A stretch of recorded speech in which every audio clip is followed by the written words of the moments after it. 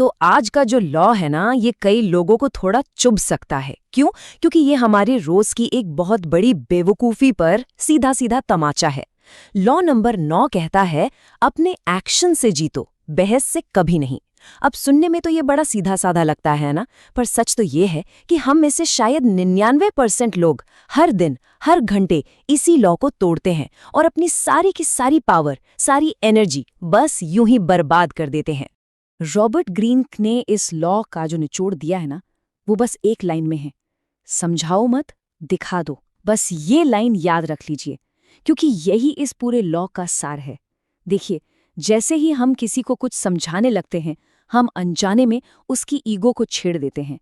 लेकिन जब हम कुछ करके दिखा देते हैं, तो उसके पास बहस करने के लिए कुछ बचता ही नहीं है। तो चलिए इस सवाल में जरा गहराई से उतरते हैं कि आखिर एक बहस जीतना असलियत में एक हार क्यों है। हम सबको बहस में जीतना अच्छा लगता है ना? पर क्या हो अगर ये जीत ही हमारे लिए बिछाया गया सबसे बड़ा जाल हो? तो देखिए, हमारा सफ़र कुछ इस तरह का रहेगा। सबसे पहले हम समझेंगे कि बहस में जो जीत होती है उसमें छिपा हुआ नुकसान क्या है। फिर हम इसके पीछे की साइकोलॉजी को जानेंगे। इसके बाद 2 जीनियस लोगों की कहानियों से सीखेंगे। फिर देखेंगे कि ये नियम आज की दुनिया में कैसे काम करता है। और हाँ, आखिर में एक सीधा साधा एक्शन प्लान भी होगा। चलिए तो पहले सेक्शन से शुरुआत करते हैं। किसी जुबानी लड़ाई को जीतने की जो छोटी सी खुशी मिलती है ना, वो अक्सर हमें उस भारी कीमत से अंधा कर देती है जो हम उसके लिए चुकाते हैं। इसे कहते हैं पिरिक विक्ट्री, मतलब एक ऐसी जीत जो असल में हार के बराबर हो। ये नाम एक ग्रीक राजा पायरस के नाम पर पड़ा, जिसने एक जंग तो जीत ली, लेकिन उसमें अपने इतने सैनिक खो दिए कि उसने खुद कहा था, एक और ऐसी जीत मिली और मैं बर्बाद हो जाऊंगा। और बहस जीतने में ठीक यही होता है। अरे वाह, हमने तो लॉजिक से सामने वाले की बोलती ही बंद कर दी। पर असल में हुआ क्या, सोचिए जरा। हमने एक नया दुश्मन खड़ा कर लिया, उसकी ईगो को रौंद दिया, उसे सबके सामने नीचा दिखा दिया। अब वो अंदर ही अंदर हमसे नफरत करेगा और बस मौके का इंतजार करेगा बदला लेने के लिए। तो क्या खाक जीते हम? तो सवाल ये है कि आखिर हमारे सबसे मजबूत लॉजिकल तर्क भी लोगों को समझाने में फेल क्यों हो जाते हैं। चलिए इसके पीछे की साइकोलॉजी को समझते हैं। इसके मोटे मोटे 3 कारण हैं। पहला, ईगो ट्रिगर। जब हम कहते हैं तुम गलत हो, तो सामने वाला इसे सच की खोज नहीं बल्कि एक पर्सनल अटैक समझता है। दूसरा है बैकफायर इफेक्ट। रिसर्च ये कहती है कि हम जितने ज्यादा फैक्ट्स देंगे ना, सामने वाला अपनी गलत बात पर उतना ही और अड़ जाएगा। और तीसरा, स्टेटस गेम। अब बहस इस बात पर नहीं होती कि सच क्या है, बल्कि इस बात पर होती है कि कौन ज्यादा स्मार्ट है, कौन बेहतर है। अब इस लॉ को 2 जबरदस्त कहानियों से समझते हैं। 2 जीनियस लोग, दोनों के सामने ताकतवर दुश्मन थे। एक ने एक्शन से जीत हासिल की और दूसरा बहस करके सब कुछ हार गया। तो एक तरफ हैं माइकल एंजेलो, दुनिया के महानतम कलाकारों में से एक, जिनका सामना हुआ एक घमंडी बॉस से। और दूसरी तरफ हैं एक रोमन इंजीनियर, एक एक्सपर्ट, जिनका सामना हुआ एक ताकतवर जनरल से। चुनौती दोनों की लगभग एक जैसी थी, पर रास्ते बिल्कुल अलग थे। ये बात है साल 1501 की। माइकल एंजेलो ने अपनी वो शानदार मूर्ति डेविड बनाई ही थी। फ्लोरेंस के मेयर पिएरो सोडेरिनी, जो खुद को कला का बड़ा पारखी समझते थे, उन्होंने मूर्ति को देखा और कहा, सब ठीक है, पर इसकी नाक थोड़ी ज्यादा बड़ी है। अब माइकल एंजेलो जानते थे कि मेयर गलत है, पर उनसे बहस करना मतलब सीधे सीधे उनकी ईगो को चोट पहुंचाना था। अब देखिए, ज्यादातर लोग इस सिचुएशन में बहस करते, अपनी कला को डिफेंड करते, पर माइकल एंजेलो जीनियस थे। उन्होंने बहस का रास्ता चुना ही नहीं। उन्होंने कहा, आप बिल्कुल सही कह रहे हैं सर, मैं इसे अभी इसी वक्त ठीक कर देता हूं।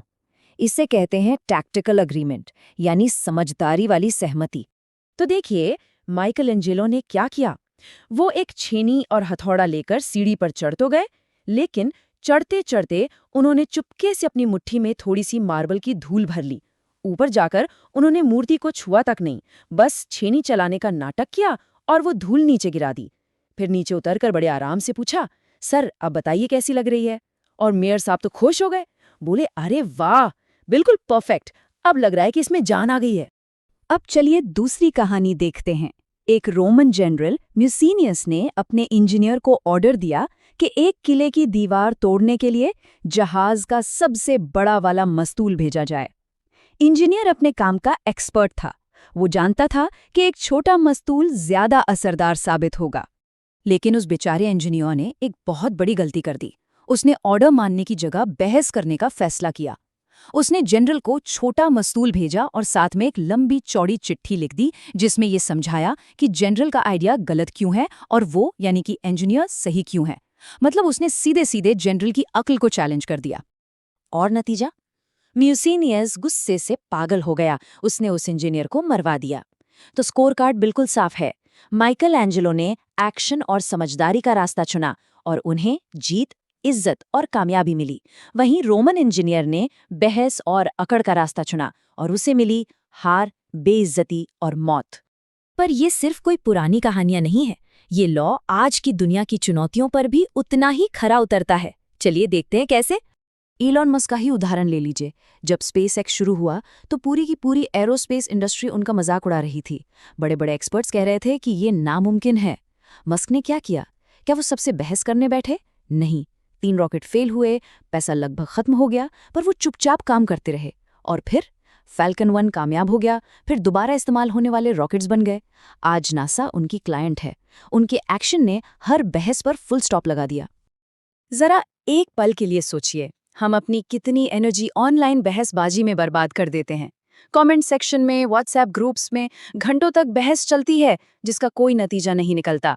अगर यही एनर्जी, यही वक्त अपनी स्किल्स को बेहतर बनाने में, अपने काम में लगाया जाए तो 1 साल में जिंदगी कहाँ से कहाँ पहुँच सकती है। इसे अपनी रोज की जिंदगी में उतार कर देखिए। घर पर करियर को लेकर बहस करने के बजाय एक छोटा सा रिजल्ट दिखाइए। पहला क्लाइंट, पहली फ्रीलांस पेमेंट। दोस्तों से ये कहने के बजाय कि देख लेना एक दिन मैं ये करूंगा, चुपचाप करके दिखाइए। रिश्तों में भी तो यही होता है। प्यार और वफादारी शब्दों से नहीं, चुपचाप किए गए कामों से साबित होती है। तो अब बात करते हैं कि इस लॉ को असल जिंदगी में उतारा कैसे जाए। यहाँ कुछ प्रैक्टिकल स्टेप्स हैं जिनसे एक्शन से जीतने की कला में महारत हासिल की जा सकती है। सबसे पहले अपनी डिक्शनरी बदल डालिए। तुम गलत हो, मेरी बात सुनो, तुम समझ नहीं रहे हो, ये सब बोलना बंद। इनकी जगह कहना शुरू कीजिए, ये एक दिलचस्प पॉइंट है, या हो सकता है आप सही हो, या फिर मुझे इस बारे में सोचने दीजिए।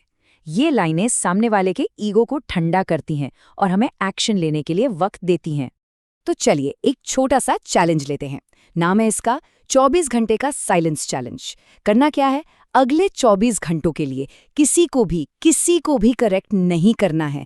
कोई अगर ये भी कह देना कि धरती चपटी है तो बस मुस्कुराइए और आगे बढ़ जाइए। आप खुद हैरान रह जाएंगे कि आपकी कितनी एनर्जी बच गई। और जब आप इस तरह रिएक्ट करना बंद कर देते हैं ना, असल ताकत, असल कंट्रोल तभी हाथ में आता है। तो बात एकदम साफ है। एक रास्ता है बहस का, शोर का, फ्रस्ट्रेशन का, और दूसरा रास्ता है एक्शन का, रिजल्ट्स का और खामोशी का। एक ऐसी खामोशी जिसके बाद कामयाबी का शोर पूरी दुनिया सुनती है। आखिर में बस इतना याद रखिए, हमारे शब्द हवा में घुल जाएंगे, लेकिन हमारे काम पत्थर की लकीर बन जाएंगे। समझाओ मत, बस करके दिखा दो।